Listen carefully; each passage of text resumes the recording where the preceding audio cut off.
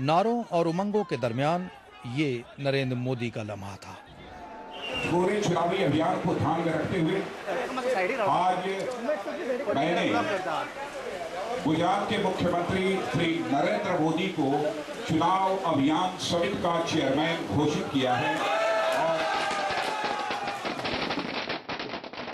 मोदी ने गोवा की अपनी तकरीर में अपनी शोहरत के ऐन मुताबिक इख्तिदार में आने के साथ कांग्रेस को हमेशा के लिए खत्म करने का ऐलान किया। कांग्रेस मुक्त भारत का निर्माण, ये सपना लेकर के हम चले, इसी एक अपेक्षा के साथ फिर एक बार आप सबको बहुत बहुत शुभकामनाएं। भारत माता की।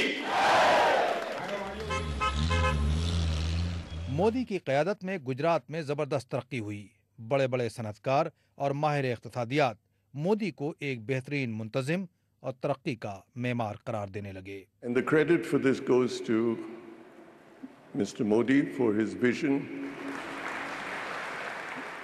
अपोजिशन जमातें मोदी के दावे को गलत बताती रहीं।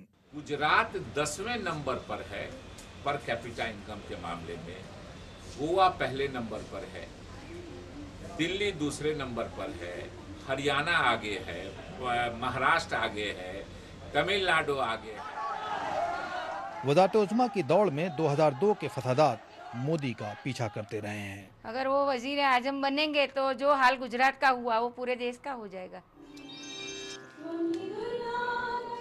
खौफ और अंदेशों के दरमियान मोदी का सियासी कद बढ़ता जा रहा है, लेकिन बाज़ तज्ज़ियाकार उनकी मकबूलियत को महज मीडिया की तख्लीक करार देते हैं।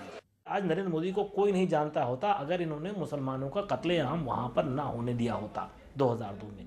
उनका क्लेम टू फेम यही है। और उनके सपोर्ट में कौन खड़े हो रहे हैं? जो Hindu upper caste, middle class, upper class लोग हैं, वो उनके सपोर्ट में खड़े हो रहे हैं। नरेंद्र मोदी की शख्सियत, उनके तरीक़ेकार और उनके नज़रियात के सबब मुतनाज़ा रही है। मोदी की मुखालफत बीजेपी के बाहर ही नहीं, पार्टी के अंदर भी होती रही है, लेकिन सीनियर रहनुमा एल के आडवाणी के इस्तीफे के बाद बीजेपी पूरी तरह मोदी की कमान में है। Shakeel Akhtar, BBC news, Delhi.